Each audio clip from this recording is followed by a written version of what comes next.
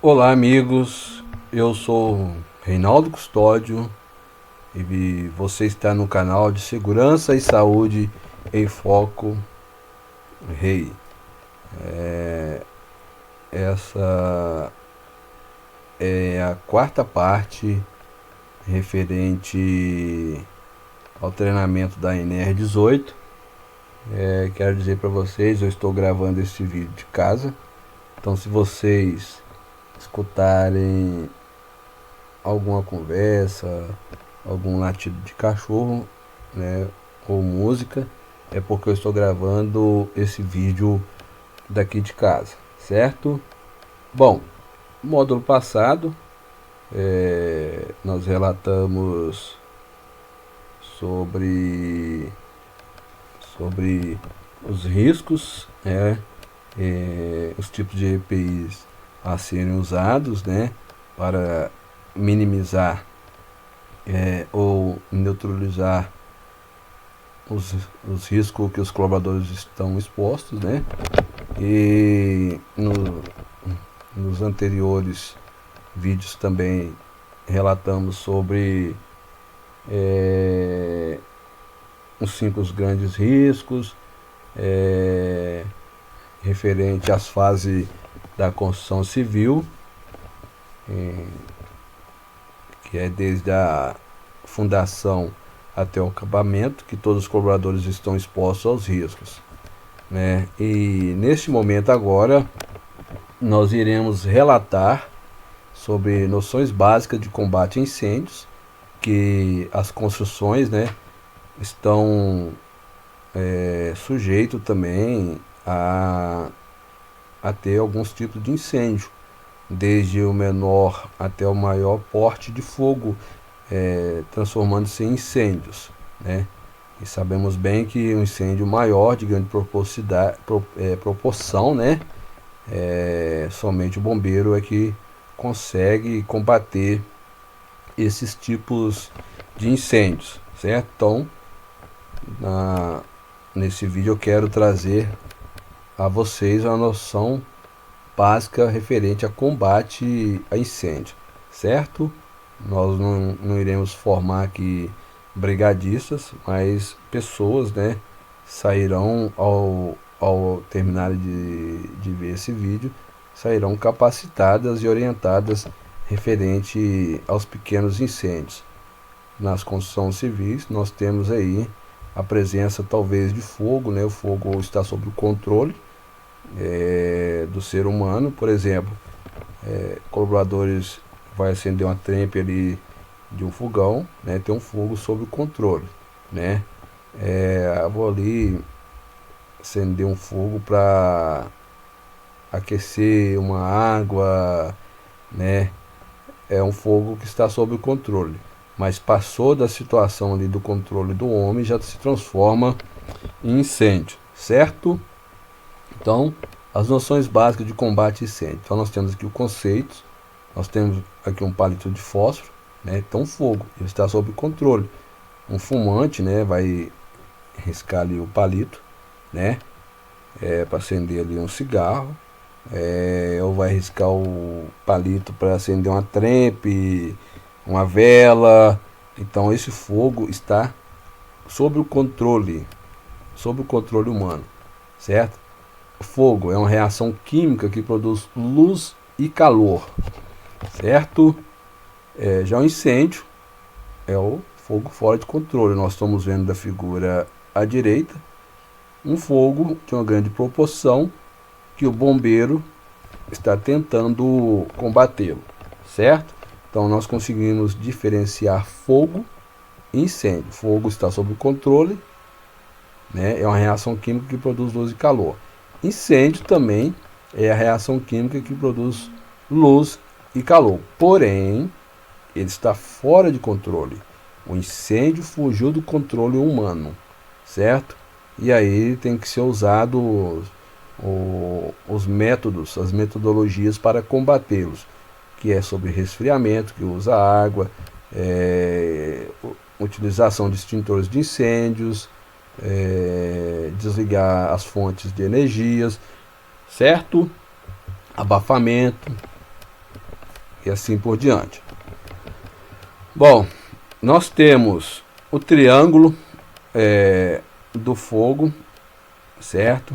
Que é comburente, combustível, energia, que é uma fonte de ignição, né? Ativação. Então é o seguinte, combustível comburente, que no caso dessa energia seria o calor, certo? Na ausência de algum desses componentes desse triângulo do fogo, não há possibilidade de ter fogo, certo? Nós temos aqui o tetraedro do fogo, quer dizer, são 4 partes que tem a reação em cadeia. Eu fiz questão de falar primeiro do triângulo. Nós temos o triângulo, que onde está o comburente, combustível e calor. Então, se eu tiro o comburente e tem somente combustível e calor, não haverá possibilidade de ter fogo. Se eu deixar somente o comburente e o combustível e não tem o calor, não há possibilidade de ter fogo. Então, na ausência de cada um desses componentes do triângulo do fogo, não há possibilidade de ter fogo, certo?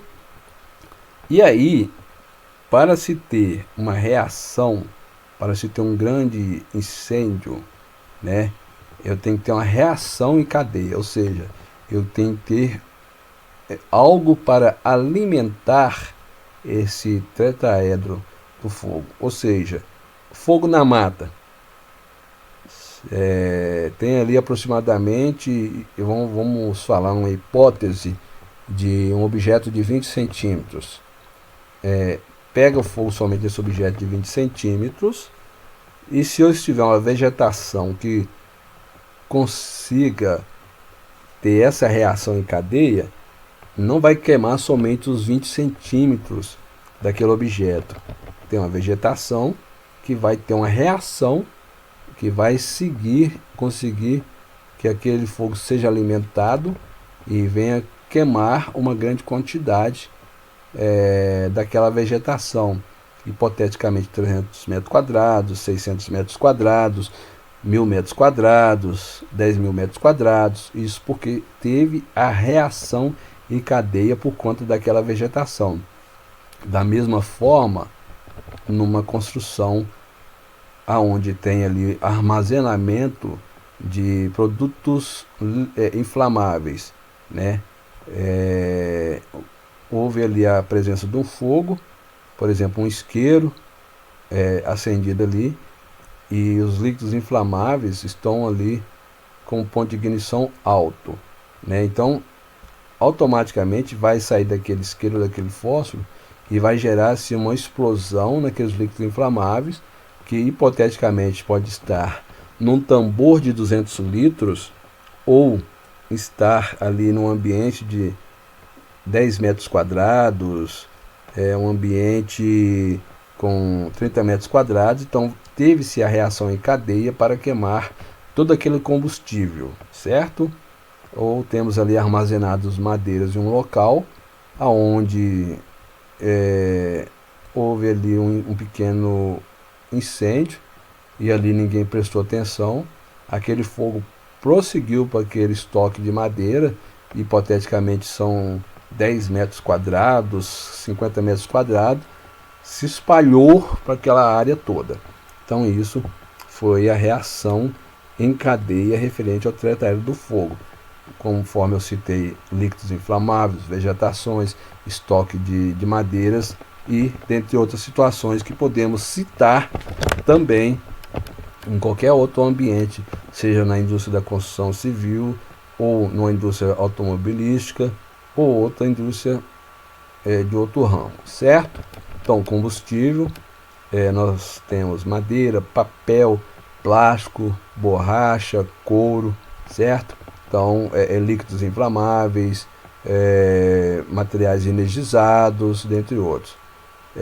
Comburente é o ar atmosférico, oxigênio, tem que estar no mínimo com 8%, certo? Referente a esse comburente. Então, se no local não tem um comburente, não tem um ar, não vai ter a produção ali de fogo, certo? O calor é colisão de fagulhas, eletricidade, que seria, né, a energia de ativação, fonte de ignição. E nós temos vendo aí, né, madeiras sendo queimadas. Isso é uma reação, embora um ambiente menor, né, essa madeira sendo queimada, mas é uma reação em cadeia, certo? Bom, ter um pouco de conhecimento agora referente às classes de incêndio. Nós temos o classe A, os materiais que queimam em superfície e em profundidade e deixam resíduos. Aí tecidos, papel, madeira, borracha, plástico e dentre outros, certo? Classe B são os líquidos inflamáveis, queimam os gases liberados, né? Gasolina, éter, álcool, querosene, água rasa, tine, diesel, dentre outros. Então, eles queimam os gases que são liberados, o próprio GLP, certo? Classe C, e os equipamentos elétricos e eletrônicos, que são energizados. Podemos citar o próprio computador, que eu estou usando para gravar o vídeo, lâmpadas, cabos e fios elétricos energizados, motores dos mais diversos, certo? Isso é classe C. Nós temos os metais pirofóricos, certo? Que é magnésio, titânio e etc. Isso acontece muito nas indústrias. Os metais aí nós podemos citar dos mais diversos: ferro, alumínio, que para ter chama tem que estar acima, por exemplo, o alumínio acima de 750 grau, o ferro acima de 1300 para ter chamas. Eles podem até estar quente, mas para gerar assim uma chama, um fogo, tem que estar acima de 750 graus para o alumínio e de 1300 para o ferro, certo? O classe A, né, os materiais classe A, ocorrem em combustíveis sólidos e fibrosos, queimam em superfície e em profundidade, conforme eu falei, deixam resíduos. O seu combate deve ser sempre feito utilizando solução aquosas, através de resfriamento. Nós temos aqui um exemplo de extintor de água pressurizada. Na atualidade, a maioria das empresas não estão utilizando mais extintor de água, né? Os locais onde são obrigatórios os hidrantes, são utilizados os hidrantes. O combate desse material classe A, onde tem ausência do hidrante e não tem mais o extintor de água pressurizada, estão sendo combatido esse tipo de fogo com o extintor ABC, pó químico seco, certo? O extintor pó químico, ele é um sistema de abafamento. Então, quem está combatendo esse incêndio tem que observar se foi todo eliminado todo o fogo. Caso não foi eliminado todo o fogo, tem que continuar ali com o combate, que é um sistema de abafamento, não vai água, certo? Isso utilizando um extintor de pó químico. Podemos usar o BC ou também o ABC. O CO2 não vai ser eficaz, pode até tentar, mas o que vai conseguir é alimentar fogo, porque está saindo um CO2, está saindo ali oxigênio, está como se estivesse soprando, né, naquele fogo e ele sendo alimentado. Espuma química não vai resolver, certo? Então, o eficaz ali é o extintor ABC, e se na localidade tem os hidrantes, utilizar-se os hidrantes, certo? Classe B, ocorre em combustíveis que queimam em superfície e geralmente não deixam resíduos. Seu combate é feito por abafamento com o uso de pós químicos e CO2 e espuma química, certo? Então, nós podemos estender também para o ABC, né? O extintor ali vai conseguir eliminar um pouco, não no total, mas ele vai ter sua eficiência ali. Então, não pode usar água, certo? A água, ela pode gerar uma explosão, pode espalhar o fogo, aumentar o fogo mais ainda. Então, não tente jamais usar água, seja de hidrante, de mangueira de jardim, de tambor, né, ou do próprio extintor que está sendo eliminado aí, que é o de água pressurizada. Não use água para combater os líquidos inflamáveis. Então, os extintores indicados aí: BC, ABC, CO2, certo? E espumas químicas, certo? Nós temos também, referente ao classe C, são os materiais, equipamentos elétricos energizados, oferecem risco à vida e desligados transformam-se em classe A. Ou seja, eu desliguei o computador, não tem presença de energia, classe A. Combate-se com a água do hidrante, certo? Usa-se os pó químicos também, né? Eu tirei a energia da lâmpada, desligou, transformou-se em classe A. O motor, desliguei o motor, desligado, transformou em classe A, certo? Mas está lá pegando fogo o computador, ele está ligado, a televisão está ligada, o motor ligado. Não use água de maneira nenhuma, porque a água é condutor de energia e você pode ser eletrificado. Você pode tomar um choque ali, uma carga elétrica, e pode até perder a vida, certo?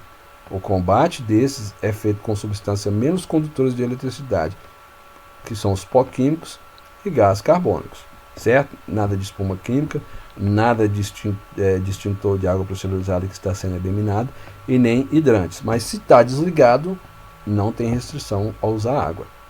Lembre-se disso, desligados podem usar água, certo? Classe D são os metais pirofóricos, como magnésio, potássio, alumínio em pó, que necessitam para sua extinção de agentes extintores especiais que quebram reação em cadeia quando inflamados. Ou seja, esses, para gerar chamas, só em altas temperaturas, conforme eu citei, né? Alumínio acima de 700 graus, ferro acima de 1300, e nós temos um extintor com a carga específica. Esse extintor amarelo, né, ele quebra a reação em cadeia, eliminando assim a eficácia do fogo. Podemos usar os extintores pó químicos secos? Sim, mas não será tão eficaz conforme esse tipo de extintor, que eu não tenho em memória agora a carga que ocupa esse extintor. Em uma outra oportunidade eu vou verificar sobre o assunto e gravo um pequeno vídeo explicando qual que é a carga que tem nesse extintor, certo? Bom, observar sempre a sinalização dos extintores. Tem que ter uma placa que tem que estar a 1,60 de altura. O extintor tem que ter uma demarcação de 1 metro quadrado abaixo dele, pintada ali. De maneira nenhuma pode ficar obstruída nem o local do extintor, nem a sua placa, certo? Então, são áreas reservadas aos extintores de incêndio, que tem que ficar ali especificamente para que sejam visualizados em caso de necessidade de utilizá-los, certo? As placas têm que ser luminosas, ou seja, que consigam enxergar ela no escuro. Se apagou ali a energia, você consegue localizar onde está o extintor. O extintor pode estar pendurado ou estar sobre um tripé no solo. Então observem bem referente a esses extintores, certo? E aí nós temos o extintor ABC, que é de uso geral, sabendo utilizar e tendo um treinamento, né, específico, um treinamento eficaz. Os colaboradores tendo atenção no treinamento, eles estão prontos para utilizar. Como utilizar o extintor? Rompe-se o lacre e vira a trava e pega a mangueira do extintor e aponte sempre para a base do fogo, nunca acima do fogo ou no meio, porque senão vai ter eficácia. A base é onde que se alimenta ali o fogo. Então aponta o extintor para a base do fogo, certo? Então, referente a combate a incêndio. Esse é o básico que eu quero dar treinamento para vocês. Sei que para brigadistas é um treinamento mais robusto, com mais detalhes sobre os EPIs a ser usado. Aliás, vocês devem utilizar luva, máscara, óculos para combater incêndio, porque dependendo do vento pode os agentes de extintores atingir seus olhos, os aparelhos respiratórios. Então use máscara, use luva, óculos de segurança e assim por diante. Mas para os brigadistas que vai trabalhar com incêndio de maior porte, tem outros tipos de EPIs a serem utilizados, certo? Então nós vamos agora prosseguir com o treinamento referente a noções básicas de primeiros socorros, certo? Os primeiros socorros, pessoal, qualquer um de nós conseguimos realizar esses primeiros socorros, certo?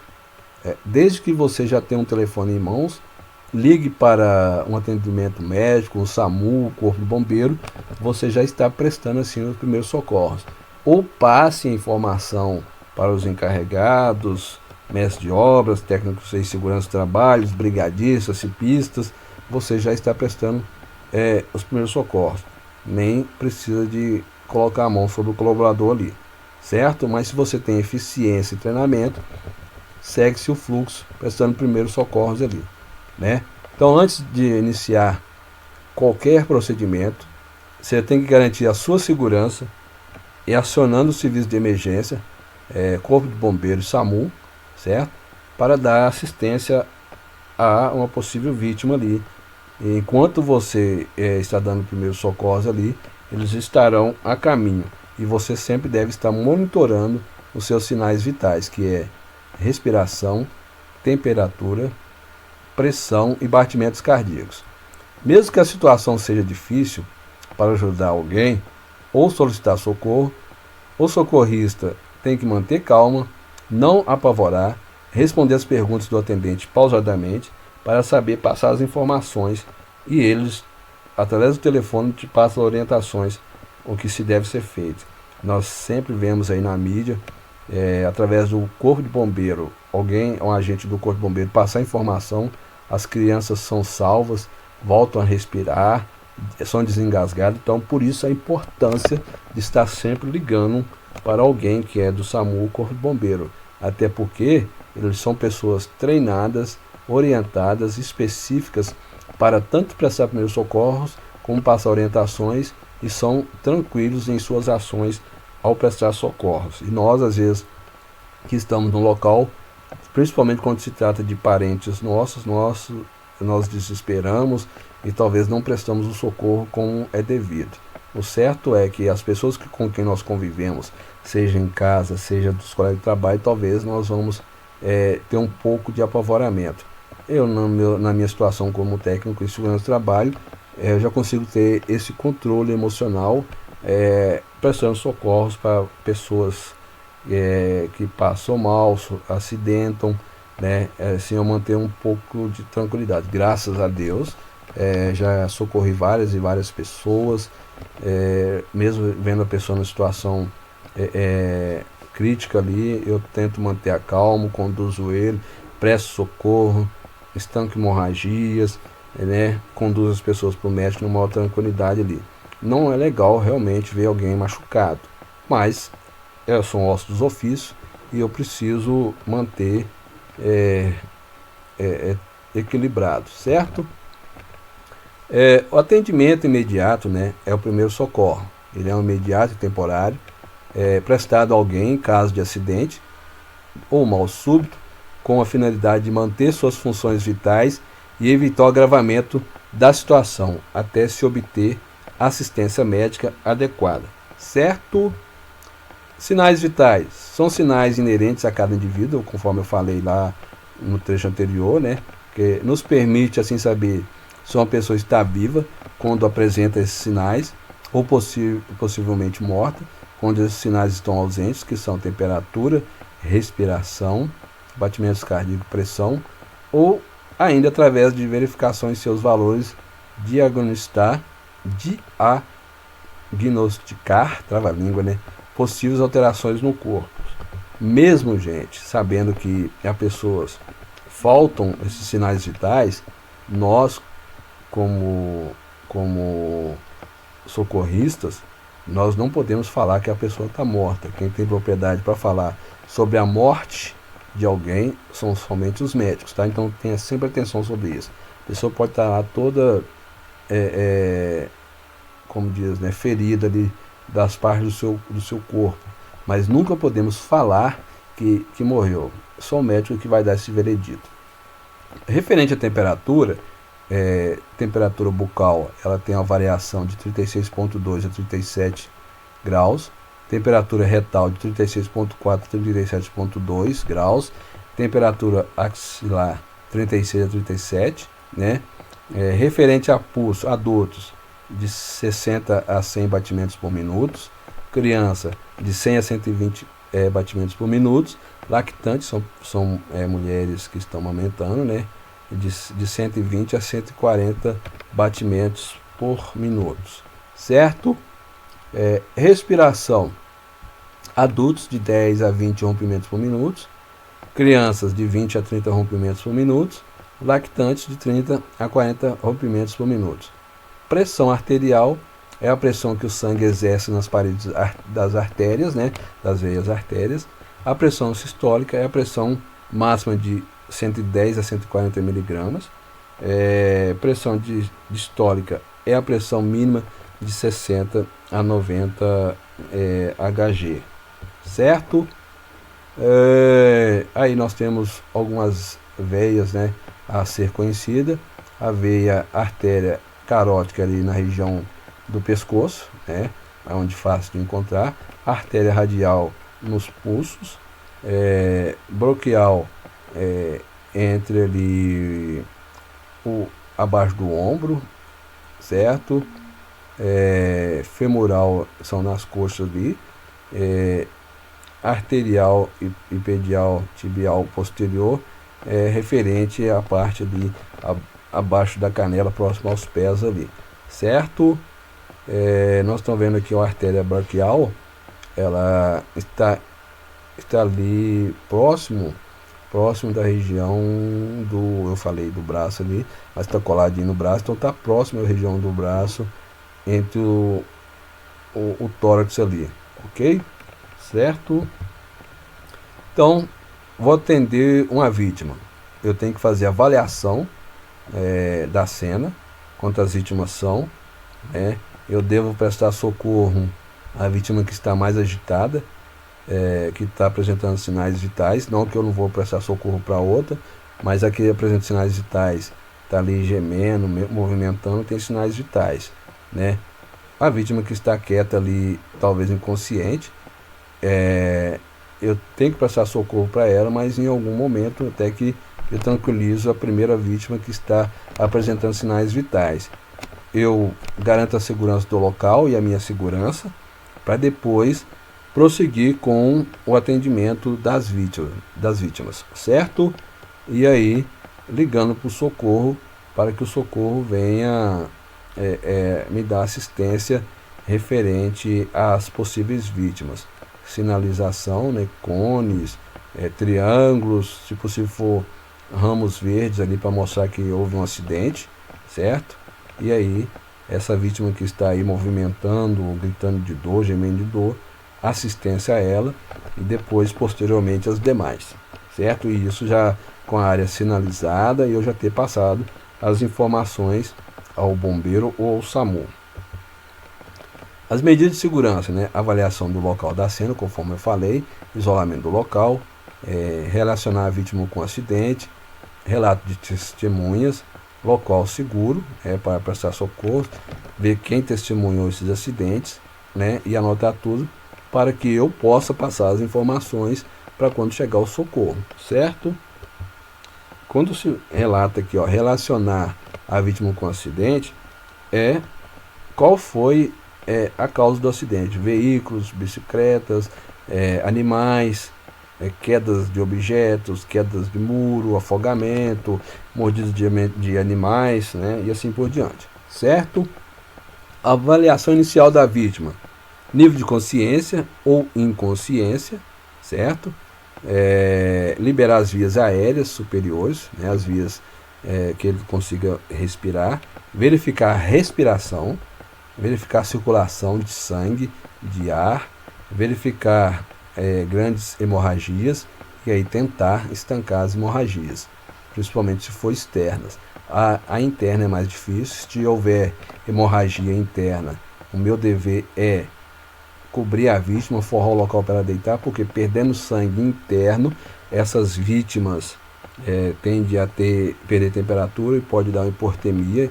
Então observar sempre isso, né? Não tem respiração, eu vou tentar elevar os membros inferiores da vítima, né? Para tentar circular mais sangue, mais fluxo de sangue para o coração bombear com mais propriedade e mandar sangue e oxigênio para o cérebro, certo? Então essa circulação, tanto sanguínea quanto circulação de ar, tem que ser verificada. Talvez a sanguínea eu não consiga observar com tanta propriedade, por não ser específico na área ou ser médico, mas eu tenho que observar circulação de ar, tanto o ar externo quanto o ar que essa vítima está respirando, e por que não observar a circulação sanguínea também. A respiração, eu já falei sobre elevar os membros, né? Eu posso também, os membros inferiores, eu posso também tentar lateralizar a vítima se não houver lesões com gravidades, né? Talvez a vítima com lesões de gravidade tenha que deixar ela sem movimentar, principalmente quando se trata na coluna, mas não houve aí a situação de lesões da coluna. Eu vou observar se os pés estão para a parte de cima. Se estão para a parte de cima, né, apontando para cima os dedos, quer dizer que não houve lesão na coluna, mas se eles deitaram, possivelmente haverá uma lesão na coluna. Então, se houve lesão na coluna, eu não posso nem tentar elevar eles e nem tentar lateralizar. Mas não houve lesão na coluna, eu tento lateralizar a vítima, né? Protejo a cabeça da vítima, seguro ela e desobstrui as vias de circulação de ar, que são as vias aéreas. E da mesma forma, não é lesão na coluna, eu posso elevar os membros inferiores para circular mais sanguíneo para o coração, e o coração bombear sangue e oxigênio para o cérebro, certo? E aí eu protejo a cabeça da vítima. Não houve eficácia e não teve as lesões graves, eu tenho que fazer as RCP, ressurreição cardiopulmonar. Eu vou entrar ação a mão na outra, com a mão eu apoio, a outra eu faço força, de 100 a 120 batimentos por minuto, que seria hipoteticamente nós tentando em uma hipótese de fazer o coração e o pulmão voltarem a funcionar, certo? Bom, a parada respiratória é um quadro em que a vítima está inconsciente, então ela tem pulso, porém não respira, mas está inconsciente. Em adulto, né, aqui é referente para realmente socorrista ou brigadista, fazer uma suflação a cada 5 minutos. Hoje não usa boca a boca mais, respiração boca a boca, é boca máscara, certo? Verificando o pulso e respiração a cada 10 vezes, ou seja, insuflação a cada 5 segundos e verificando o pulso e respiração a cada 10 vezes que eu fazer essa insuflação, certo? 5 insuflação e aí a cada 5 segundos, aliás, insuflação a cada 5 segundos, né?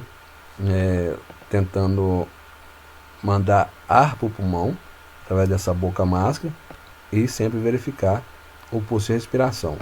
E aí não tem respiração, não tem pulso, é RCP, certo? No caso que eu faça a RCP, eu posso em algum momento dispensar a insuflação com a boca máscara, certo? A criança ou bebê, faça insuflação a cada 3 segundos, já diminui, né? E verificar o pulso e a respiração a cada 20 vezes que eu fizer a insuflação de 3 segundos, certo? Então, a cada 3 segundos eu tenho que isso ter feito, né? Aliás, a insuflação a cada 3 segundos e verificando a respiração a cada 20 vezes. Então, se eu fiz 20 vezes durante a insuflação de 3 segundos, ou seja, isso seria por minuto, né? A cada minuto eu teria que fazer 20 vezes, certo? E aí eu vou verificar o pulso e a respiração. Se no final de cada ciclo a vítima não voltar a respirar sozinha, reinicie todas as manobras. Ok? A parada cardiorrespiratória é um quadro em que a vítima está inconsciente, não respira, então que ela está inconsciente, não respira e não tem pulso. Tem consciência, não tem respiração e não tem batimentos. Ou seja, parou de funcionar respiração e o coração. Porém, não podemos afirmar que encontra-se óbito. Somente o médico vai falar. O local da massagem cardio externa é achado colocando a mão 2 dedos acima do processo tifóide, ou seja, do osso entre os mamilos, abaixo dos mamilos. Hoje uma situação que nós conseguimos fazer é pegar abrir a mão, né, e colocar entre o pescoço e o tórax. Ali você vai encontrar o local também para fazer a RCP, certo?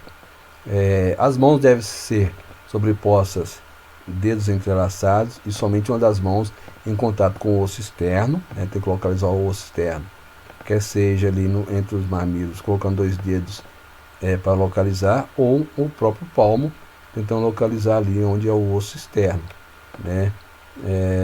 As compressões fazem com que o sangue circule, substituindo assim o trabalho que seria feito pelo coração, conforme eu falei anteriormente.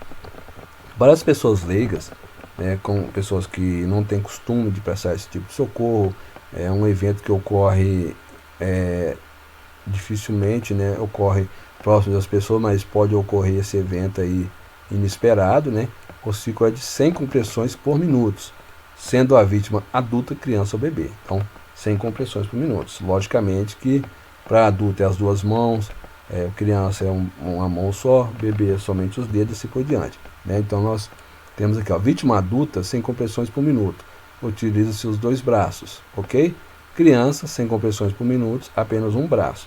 Então está aqui a orientação com se proceder para prestar os primeiros socorros.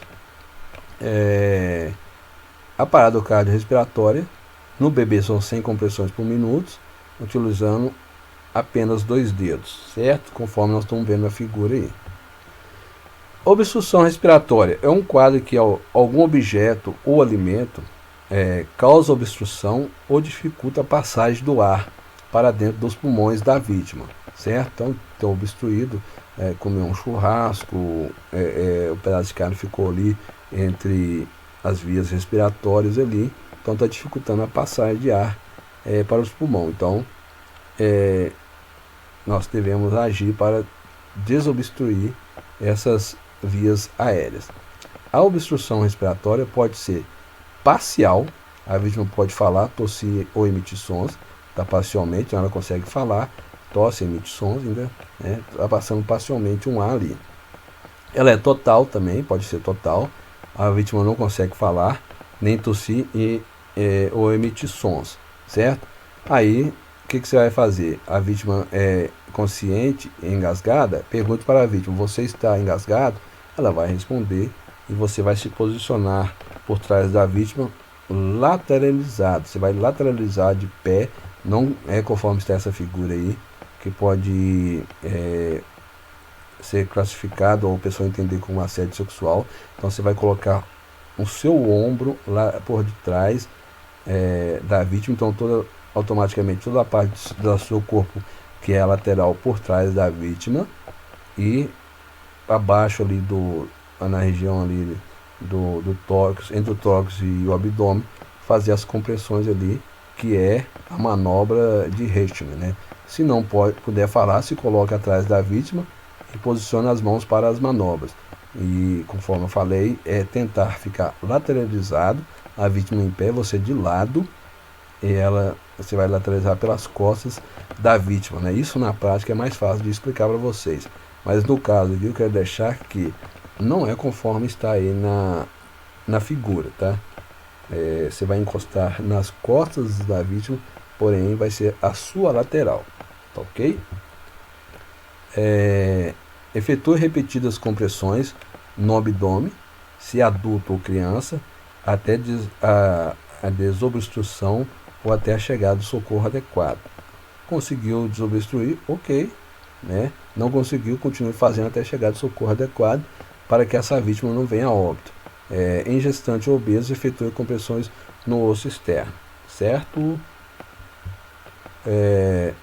Se a vítima for bebê, dê 5 pancadas entre as escápulas do bebê e faça 5 compressões abaixo da linha dos mamilos, certo? Para tentar desobstruir a respiração, as vias aéreas. A vítima inconsciente, engasgada, verifique a inconsciência, deita ela sobre uma superfície rígida, um piso, né? Se a vítima estiver inconsciente, abra as vias aéreas e verifique a respiração. Você tem que ver, ouvir e sentir, né? Ver se o tórax está expandindo, tentar ouvir algum ruído de ar passando, ou sentir através do dorso da mão, certo? Ver se tem respiração. Se o ar não passar, inicie o procedimento de RCP. Eu vou explicar aqui referente para as pessoas leigas, que tem que ser de 100 a 120 compressões por minuto, que vai direto, né? Aqui no caso já é para pessoas específicas, socorristas, brigadistas, né? Esse RCP, eles vão fazer 30 compressões e 2 ventilações por 5 vezes, ou 2 minutos de duração. Então, ou seja, faz ali 30 compressões, vai lá e faz ventilações, e isso durante o procedimento ou 2 minutos de duração que vai durar as compressões e ventilações, certo? Após as manobras, tente visualizar e remover o objeto estranho, que pode ser carne, prótese ou outro objeto, né? E aí você vai conseguir ter eficácia no socorro, e caso ainda não teve eficácia, aguarda um socorro mais específico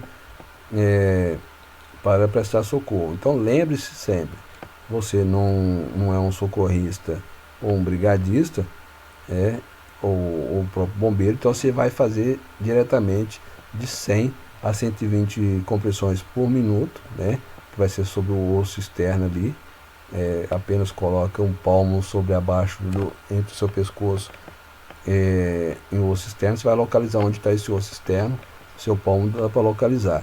Não se atenha ali conforme está aqui, ó, sobre 30 compressões e 2 ventilações, né, por 5 vezes, porque talvez você não vai conseguir contar isso, certo? Então é muito mais fácil você contar de 100 a 120 compressões por minuto e não faça as ventilações, até porque talvez você não tenha a boca máscara ali, tá? Isso, se você fizer conta aqui de 30 compressões e 2 ventilações, você vai alcançar aproximadamente 1 minuto dessas 30 compressões e ventilações aí, aproximadamente 1 minuto para mais ou para menos, certo? Isso depende da agilidade do prestador de socorros. Então, a vítima de trauma com lesão grave significativa. Então, você vai verificar o nível de consciência da vítima. Pergunte: oi, tudo bem? Você pode me ouvir? Pode falar, né? Importante, se a vítima estiver caída ao solo, o socorrista deverá ajoelhar ao seu lado e manter sempre os 2 joelhos ao solo. Por que isso? Se o socorrista ficar agachado, pode chegar algum parente da vítima e te empurrar ali.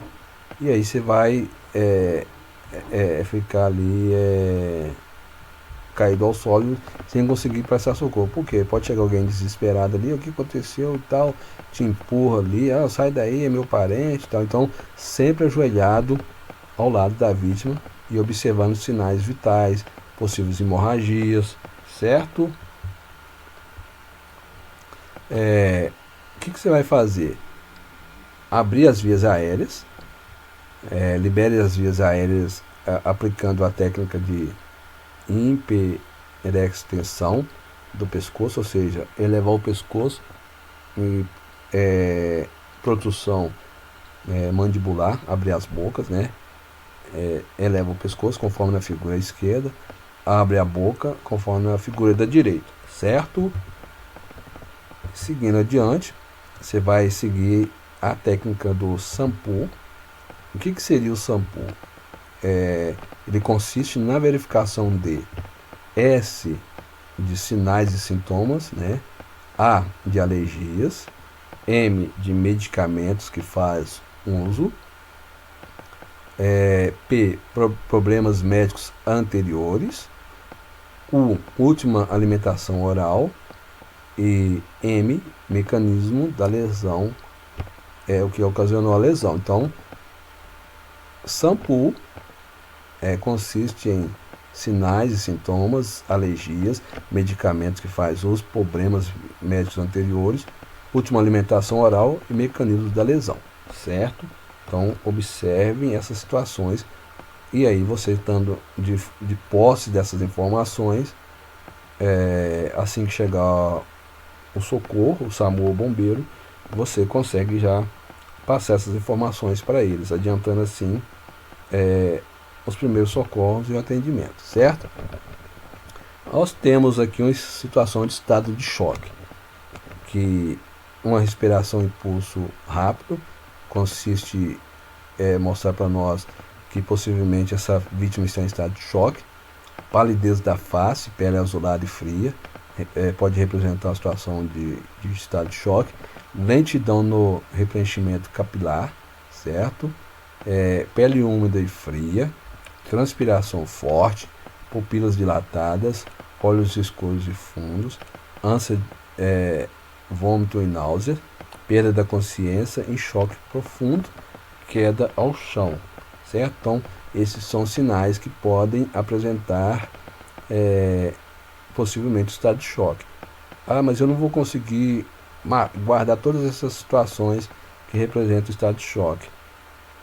Então, as básicas: respiração em pulso rápido, palidez da face, pele azulada e fria, você consegue verificar, pele úmida e fria, transpiração forte. Então, são coisas que você consegue observar se está no estado de choque ou não. O que fazer no estado de choque? Devemos colocá-la de pernas elevadas, afrouxar suas roupas e mantê-la aquecida, certo? Então, pernas elevadas em aproximadamente 45 graus, afrouxar as roupas, se identifique, né? Tenta que esteja com você algumas testemunhas ou uma, tente anotar o que você está fazendo para depois ninguém tentar falar que você procedeu de forma equivocada ou fora de ética, né? Mantenha a vítima aquecida, mantendo uma temperatura adequada, evitar abafá-la, certo? Ou seja, afasta os curiosos, que pode tentar abafá-la ali e impedir uma circulação de ar com ar mais frio e purificado. Pede para que evitar de conversar com a vítima, se ela estiver consciente, né?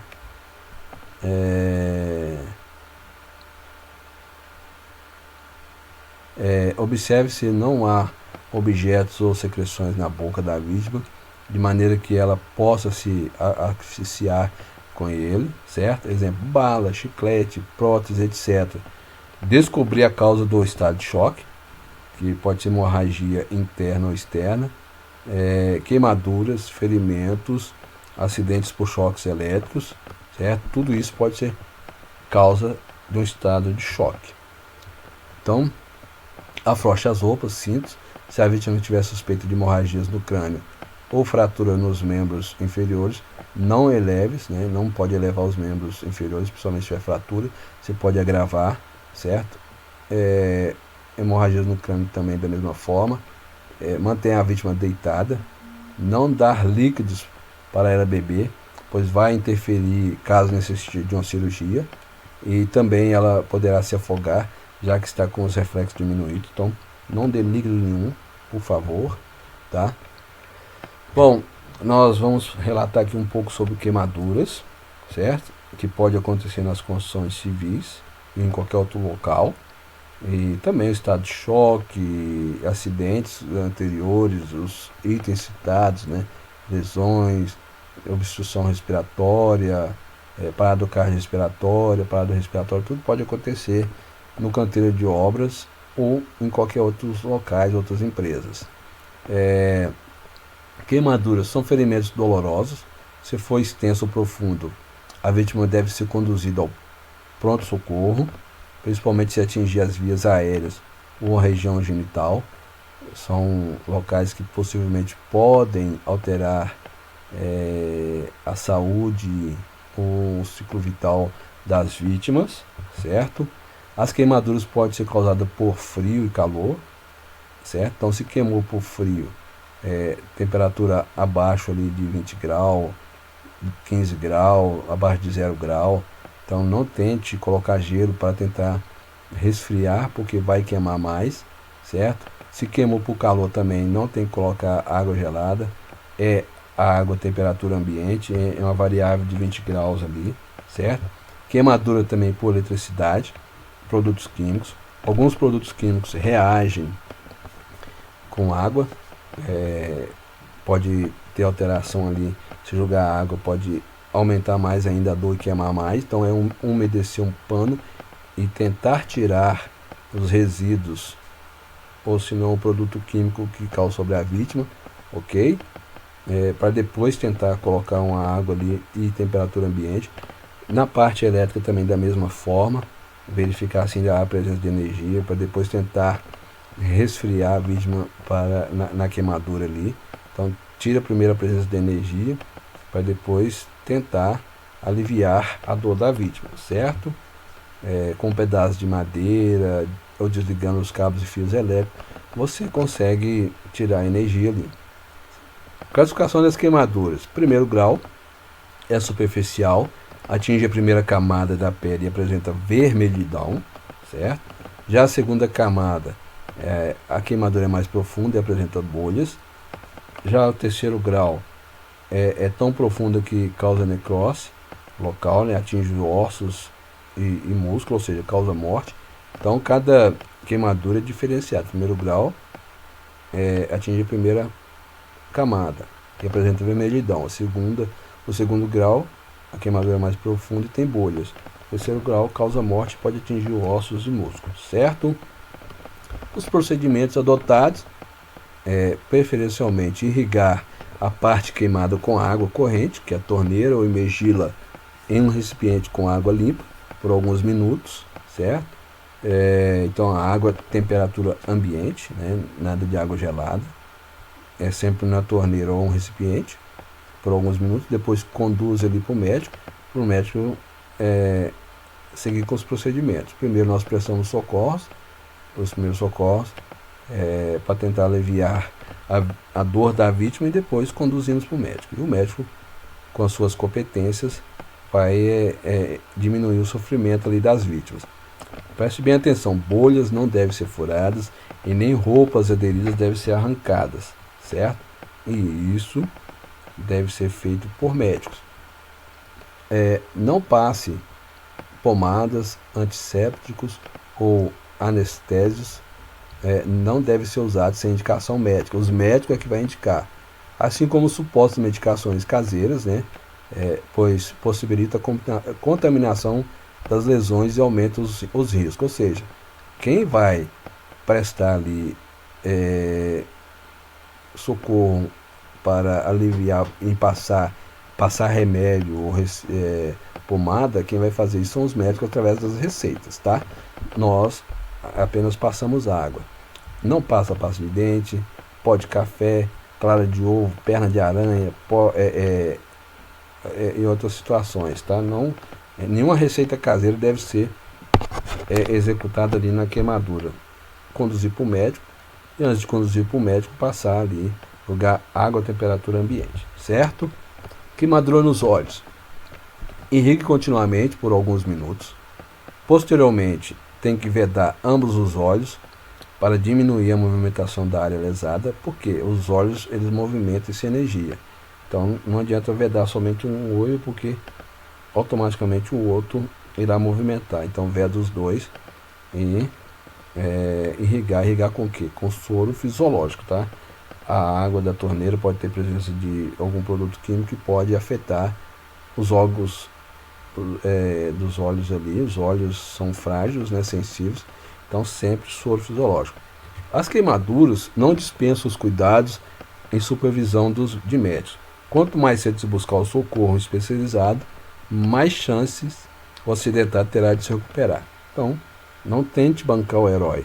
Conduza a vítima para o socorro especializado assim que nós prestamos os primeiros socorros, certo? E a vítima às vezes vai tentar, dependendo da gravidade, não querer ir ao médico, mas o dever é conduzi-la para o médico, certo? Vamos relatar um pouco agora sobre hemorragias. Hemorragia é a perda súbita de sangue, originada pelo rompimento de um ou mais vasos sanguíneos. A hemorragia pode ser externa, né, sangramento visível, ou interna, quando o sangue se acumula nas cavidades do corpo, certo? Então, procedimentos a serem adotados. A hemorragia interna é mais difícil de ser identificada. Em sua suspeita, o que é melhor fazer? É colocar a pessoa deitada em uma superfície rígida, cobrir e manter calma, acionando o serviço de emergência. Como identificar? A hemorragia interna, ela pode causar inchaço no crânio, na região dos olhos, atrás da orelha, sair sangue pelo nariz, pela boca, pelos ouvidos, pode causar inchaço no tórax, no abdômen. Dependendo da gravidade, não podemos movimentar essa vítima. Gravíssima, né? Tem que ficar ali e aguardar o socorro. Só que temos que cobrir essa pessoa, mantê-la deitada e manter ela deitada sobre uma superfície que também não passe umidade, porque a vítima perdendo sangue, ela pode perder também temperatura, causar hipotermia e ela morrer.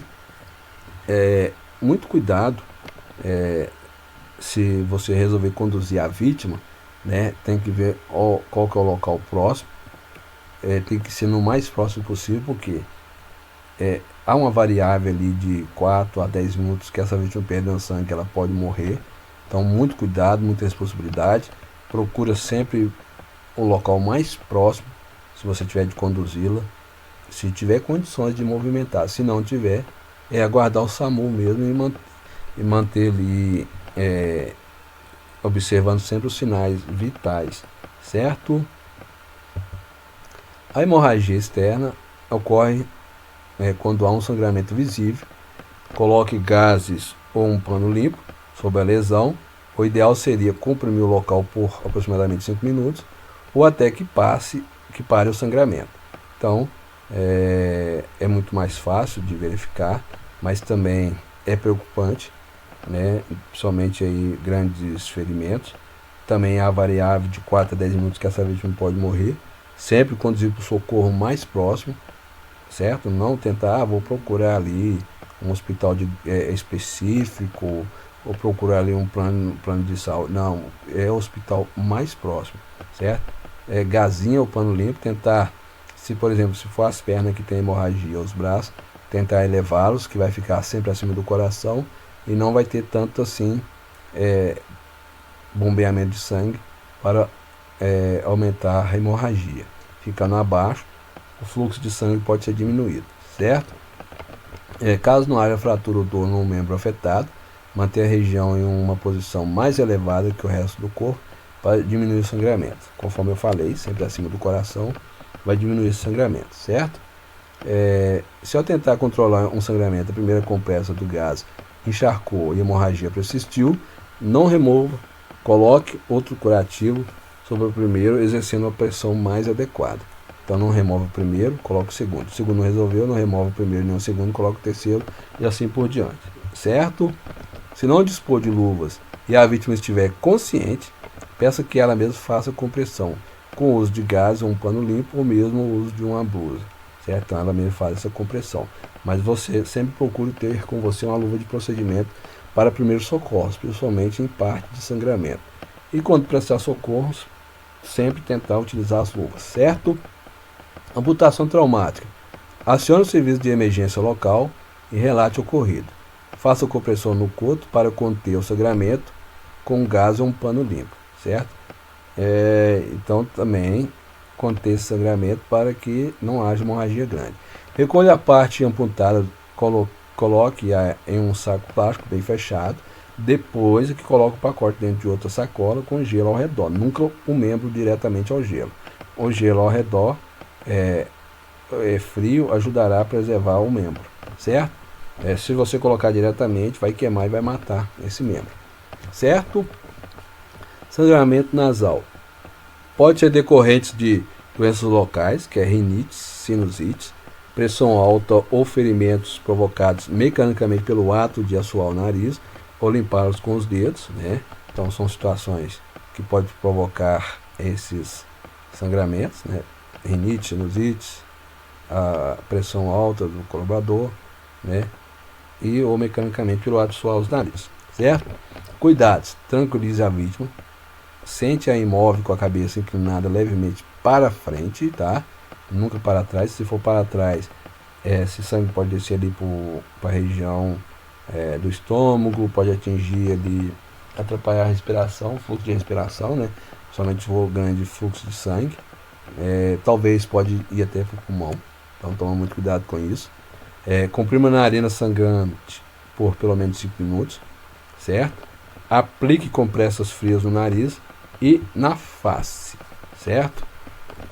Nós vamos relatar agora um pouco sobre fraturas. Interrupção da continuidade óssea, quebra do osso, né? Então haveria essa quebra. A fratura ela pode ser fechada como exposta, ambas podem causar hemorragia, dependendo da situação. Muito cuidado, tá? Expõe o ferimento para que possa visualizar a área lesada. Então, ao expor o ferimento, observem se não está expondo a intimidade da vítima, afaste as pessoas que querem ali tirar uma foto ou filmar a intimidade da pessoa e depois sair divulgando. Então, pessoas para prestar socorro têm que ter responsabilidade sobre isso, para não expor a vítima. Não remova os objetos transfixados, somente o médico pode fazer isso, porque esse objeto pode estar ali estancando sangue que possivelmente poderia sair. Então, leve a pessoa com um objeto sobre o seu corpo. Não aplique qualquer substância sobre a lesão sem orientação médica. Sempre os médicos têm que orientar, certo?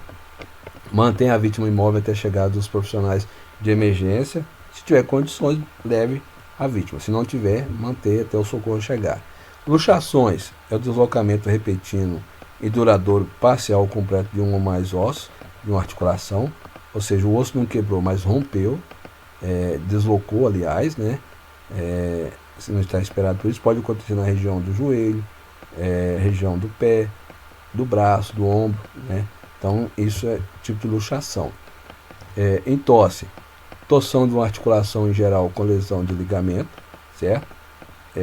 Rompe ali os ligamentos, também são situações com muitas dores, tanto luxamento, entorse, luxação, quebra do osso, fratura, né? Os princípios gerais para a imobilização. Peça para que a vítima não se mexa até o socorro chegar. Se tiver condições, pessoal, lembre sempre, conduza a vítima. Não tem, tomar os devidos cuidados, tanto em luxação, entorse ou fratura, ou até mesmo hemorragias, né? Conduza a vítima. Não tendo condições, aguardar o socorro mesmo. Não tente realinhar uma fratura, certo? A vítima deve ser socorrida na posição que se encontra. Então, vou colocar talas moldáveis. Então, na posição que ela tiver, você coloca as talas, certo? Se não tem condição de movimentar essa vítima, não conduza jamais para um médico. Se tiver condições, conduza. Então, na posição que encontra a vítima, ela deve ser, por exemplo, colocada as talas moldáveis. E se tiver condições de colocar uma prancha, ela na prancha, né? Que é a maca, coloque. Se não tem condições, não coloque. Desmaio. Perda súbita de consciência, provocada por vários motivos. Nós falamos um pouquinho disso no início, né? Que é a diminuição da glicose no sangue, diminuição ou aumento da pressão arterial, diminuição da qualidade ou quantidade de sangue circulante no cérebro, diminuição do oxigênio no sangue, arritmias cardíacas, acidente vascular encefálico. Como que vou agir? Verifique se a vítima respira normalmente. Então tem respiração ok.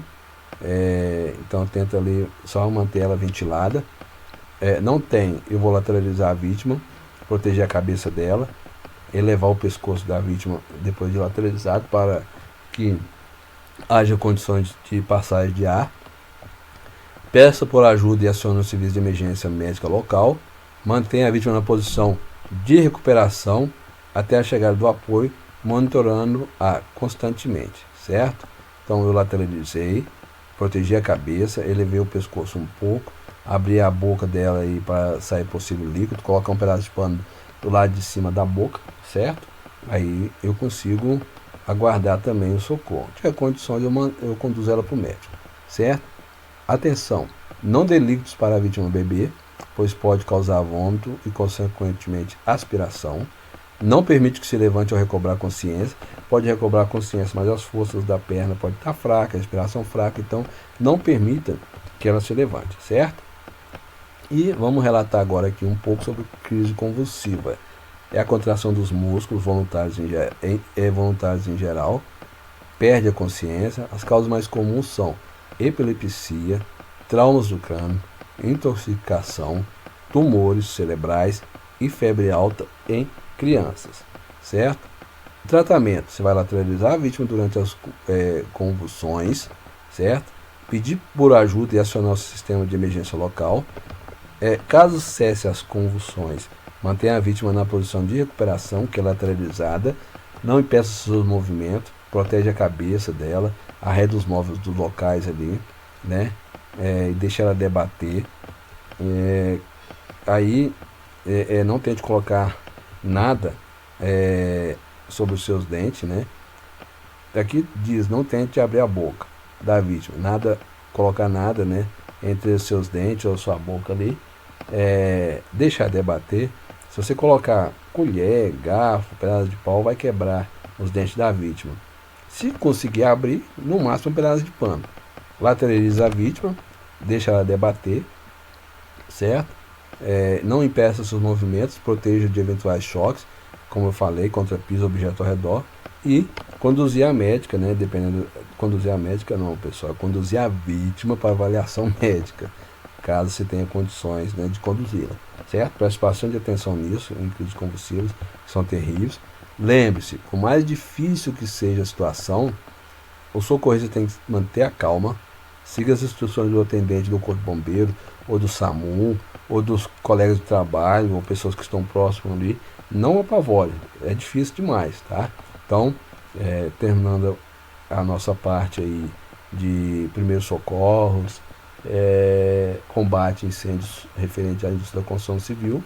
Esse treinamento também serve para as demais indústrias, né, automobilística, ou também comércio, área administrativa, que aqui nós relatamos sobre combate a incêndio e primeiros socorros. Segue aquele abraço, se inscreva aí no nosso canal, compartilhe nossos vídeos, deixa aí seu joinha e lembre-se, o sinistro e o acidente acontece quando a prevenção falha, certo?